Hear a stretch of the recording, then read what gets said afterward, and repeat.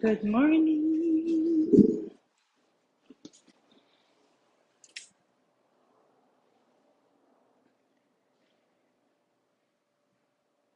I hope everybody's well this morning. All right, just settling in, settling in. Do you like my background this morning? It's very cool.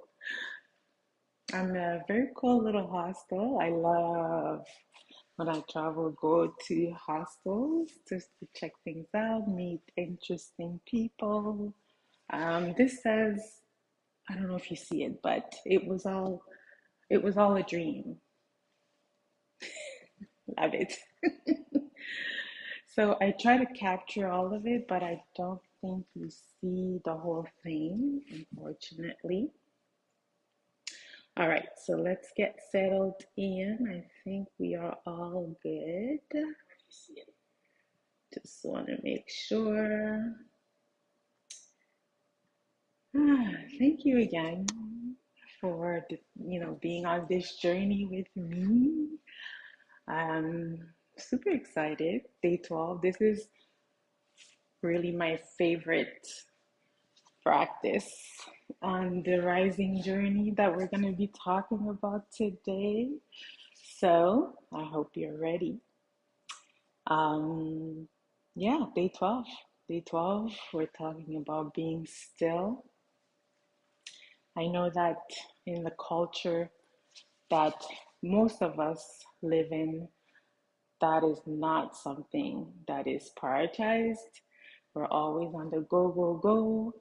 And it's, again, the idea that doing is really glorified and being is really not something that people give their attention to as much. And that's just how most of our societies are, kind of, I guess, constructed, I would say.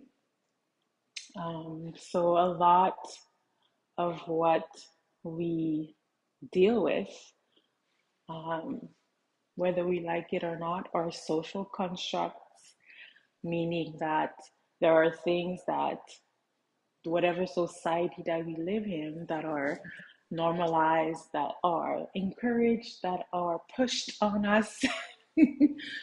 And so most of us kind of have to deal with all these norms and all these regulations, which, in some part are important and even essential for the better functioning of our world.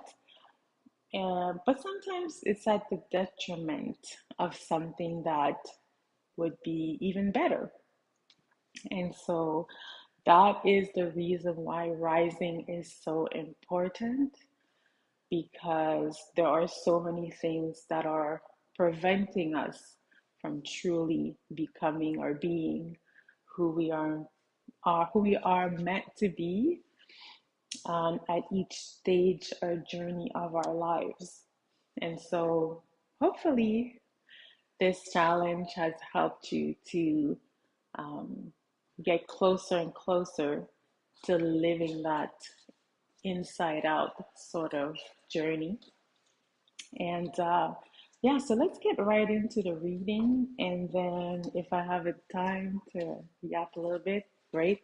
Actually, today I really felt that I wanted to lead you into stillness practice. So I probably won't be yapping as much.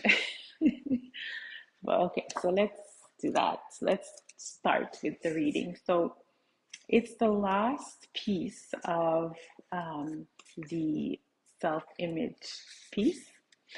And so, because, like I like to say, a lot of the times we are upholding an image or a thought process that is really plagiarism, because it does not really come from our inner being. It comes from what we've been fed, either in our family, situations or in society or whatever you want, mostly external environments, as we've been talking about, have really fed into this image. And very often it is not who we truly are.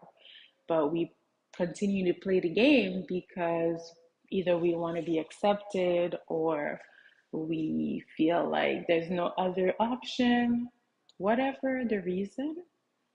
Um, this is your permission to stop, literally. Okay. So let me just read. All right. Be still to know. Learning how to be still, to really be still and let life happen, that stillness becomes a radiance.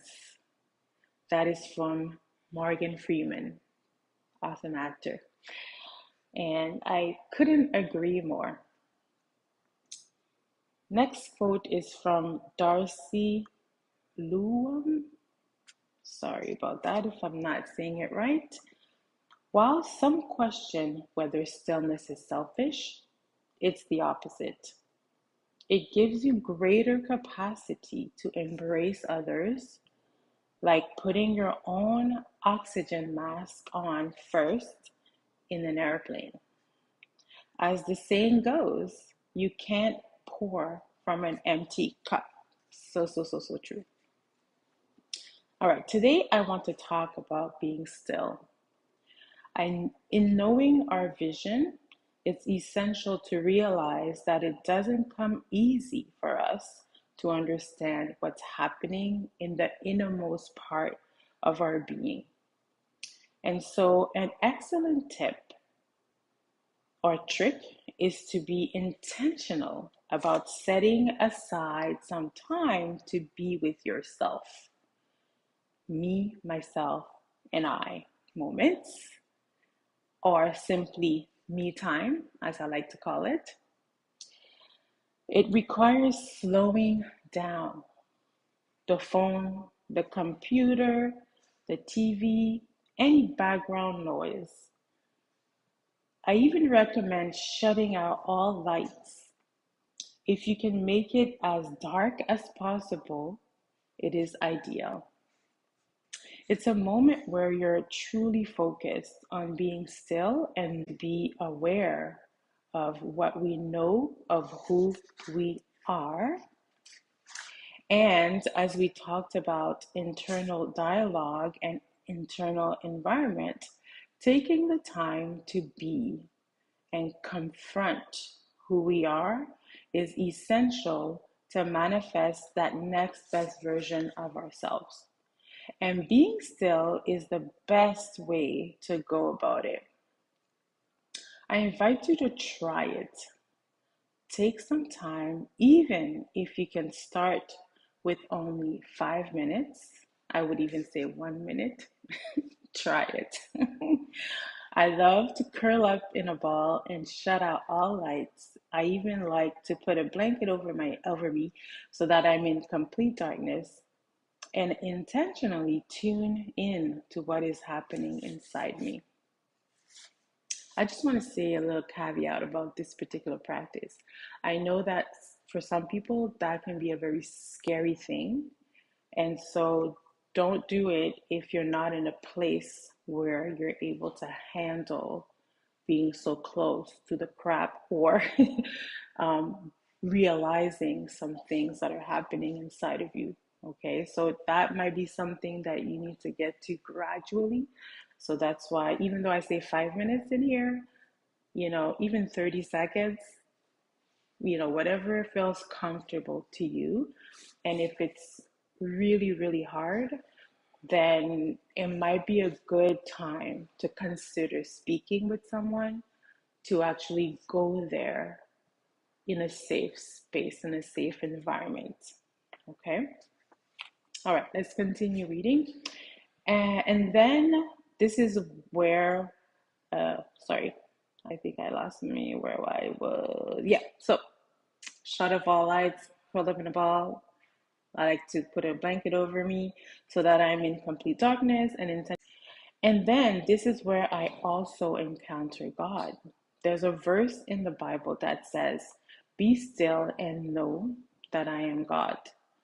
I believe we can discover an even more profound aspect of ourselves when we decide to live by the principle that we're not alone in the universe. There's a more incredible being, someone greater than us, who deeply cares and wants to see us through. And so I invite you to this experience to encounter yourself and ultimately encountering the God of the universe that has an invitation for you if you choose to respond. And so I do also want to do a little caveat regarding God because I know that some people don't believe in God and some people also have had really traumatic experiences in environments where they were supposed to encounter God. And so I want to acknowledge that. And um, anytime you hear me talking about God or speaking about the Bible, I want you to understand that it is definitely coming from a place of love and coming from a place of acceptance of wherever you find yourself. And so I'm hoping that you will also be open hearted and just hear me. Okay, so I'm not pushing anything on you. I am just expressing, from my own experiences and seeing that I'm also a pastor and I also accompany people in the spiritual direction piece. So, and by the way, spiritual direction is really just coming alongside someone who is feeling the tug of wanting to know God in a deeper way. So I'm all about relationship and not religion. And so just wanted to kind of put that out there. And now I know that I'm over, but I do want to do one little thing. If we could just spend 1 minute in stillness together, just so you could experience it in a safe space. We'll say that these lives are a safe space for us, okay? So I'm going to put the timer and we're just going to do 1 minute of complete silence, okay? And you could close your eyes if you'd like.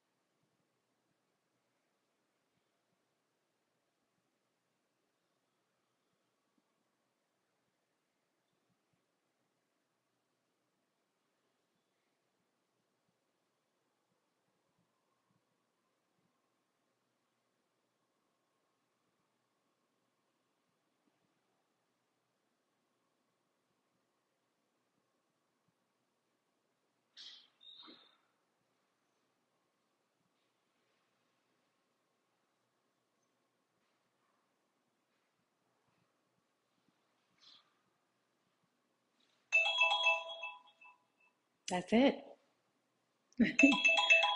How was that? I hope it wasn't too uncomfortable for you. All right, so I am going to give you your challenge real quick. I know I'm over today, and we will be on our way. Okay, so challenge 12. Basically, do what we just did, but try to do it a little bit longer. Try 5 minutes, and for the more experienced, 10 minutes. And just kind of shut off everything and take that time of just being. And write down anything that comes up or that you experience. Just write about your experience. Okay, would love to hear as well. If you want to share, feel free to reach out. And of course, you can join the community and do that there, community.daretorise.ca. We are done for today. Sorry for